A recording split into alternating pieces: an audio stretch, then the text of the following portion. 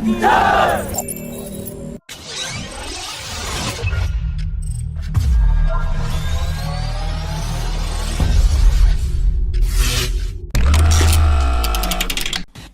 The Indian Defence Minister has announced that the government has prepared a list of 101 items that will be banned for imports, and it will be implemented between December 2020 to December 2024, and the list of banned items includes towed artillery systems, tracked self-propelled howitzers, ultralight howitzers, short-range surface-to-air defense systems, a variety of simulators, destroyers and corvettes, offshore patrol vessels, next-generation missile vessels, anti-submarine vessels, anti-submarine rocket launchers, ship-borne sonar systems for large vessels, hull-mounted submarine sonar systems, short-range maritime reconnaissance aircraft, lightweight torpedo launchers, all variants of depth charges, diving support vessels, bollard pull tugs, long-range land and ship-borne cruise systems, ground-based mobile electronic intelligence gathering systems, EW systems, radar warning receiver for transport aircraft,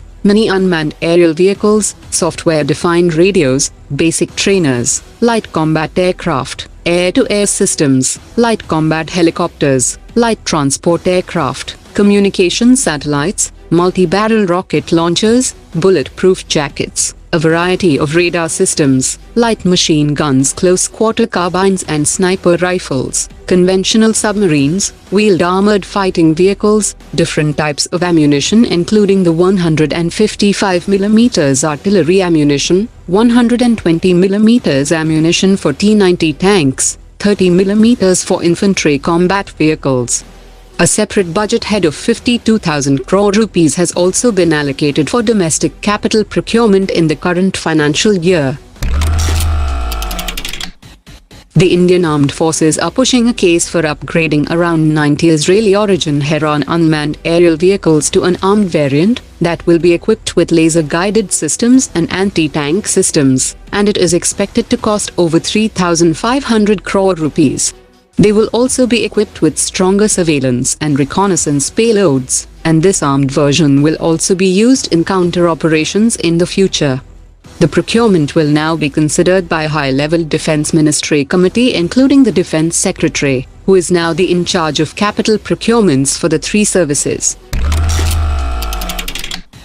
While China has raised objections to the Indian deployment of tanks and artillery systems at the DBO, the Indian Air Force yesterday conducted night flying of Chinook helicopters at 16,000 feet over the strategic DBO Advanced Landing Ground, and this was done to test the Army's capability of rapid insertion of special forces and infantry combat vehicles. The Chinook helicopter has a proven record of night flying in Afghan mountainous terrain by the U.S. Special Airborne Forces.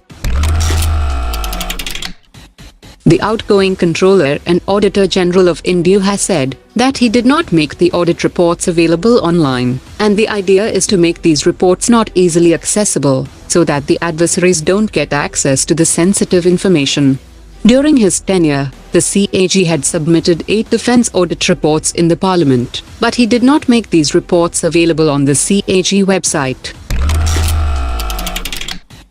China has recently supplied 100 pieces of DJI surveillance drones to Pakistan, which will be deployed by Pakistan Navy to monitor its naval assets and Indian ship movements, and this development comes at a time when the Indian Navy has increased the deployment of its ships by 25% in the Indian Ocean region, and Pakistan will share the inputs collected by these drones to the Chinese agencies.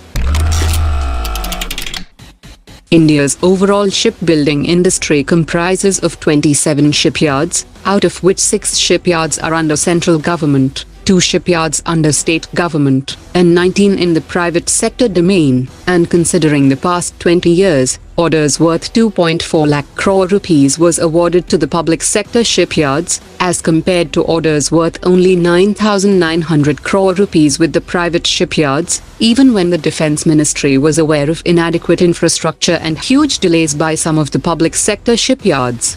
Between the year 2000 to 2010, 95% of orders were given to public sector shipyards on a nomination basis, and the remaining 5% was given on a competition basis between public and private shipyards.